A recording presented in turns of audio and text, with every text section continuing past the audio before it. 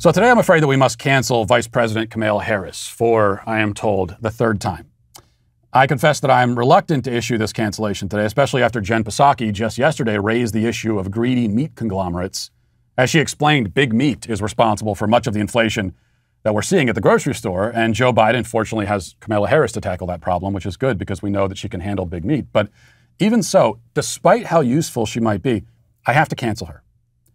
And I'm canceling her for this speech, which she gave during a holiday fundraiser for the DNC. It's extremely shocking, objectionable, but take a listen. We must make it clear.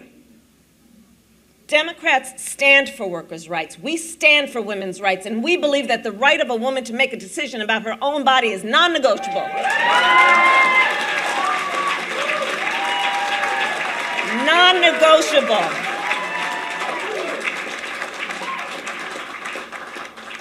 Democrats stand for voting rights.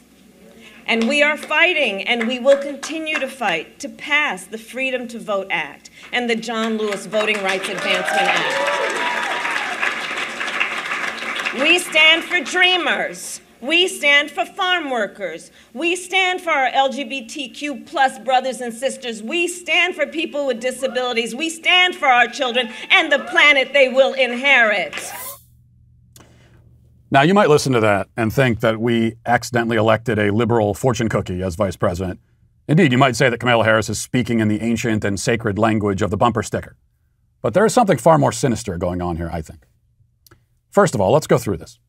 Quite shockingly, Kamala Harris twice mentions workers. She says we stand for workers, workers' rights, farm workers' rights.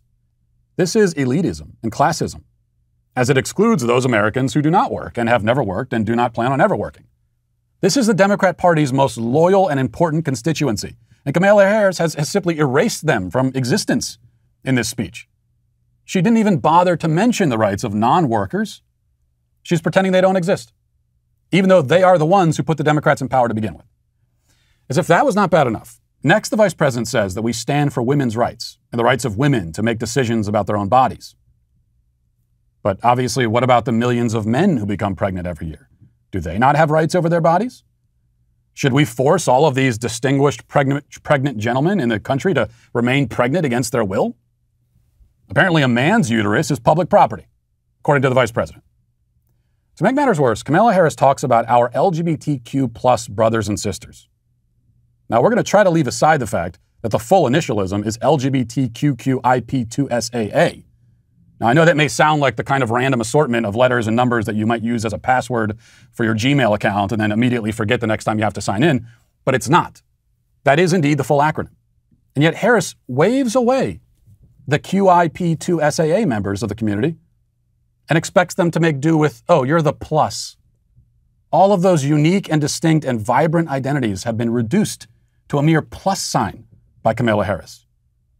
The P's, pansexuals, the two S's, two spirits, the AAs, Alcoholics Anonymous, all of these marginalized people have been further marginalized by this exclusion.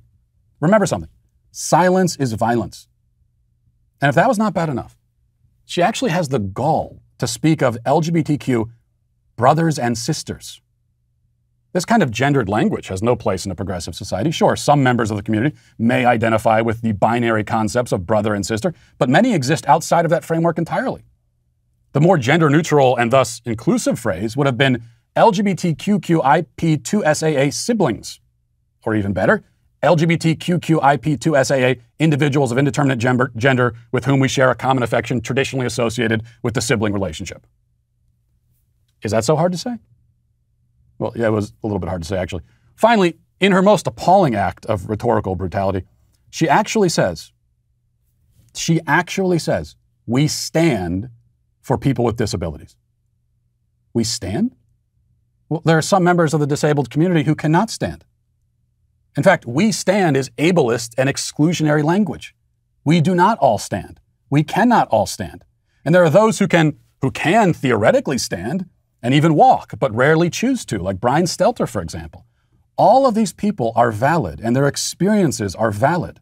Yet Kamala Harris deliberately chooses language which fails to legitimize their lived experiences. She may have thought she was being inspiring in her speech, but she used words that were heteronormative, ableist, racist, sexist, transphobic, homophobic, elitist, classist, discriminatory, prejudiced, bigoted, hateful, and traumatizing. And I didn't even mention the fact that the word dreamers was used and has the effect of otherizing those who identify as insomniacs. Literally every phrase she uttered was problematic. It's difficult to describe the full emotional toll that her words have taken on the most marginalized and vulnerable members of our society. I don't know if they'll ever recover. Kamala Harris should be ashamed. And that is why today she is canceled for the third time. Well, I hope you enjoyed that clip from the Matt Walsh Show. If you did, go ahead and hit that subscribe button right down there so you can stay up to date on all of our future content.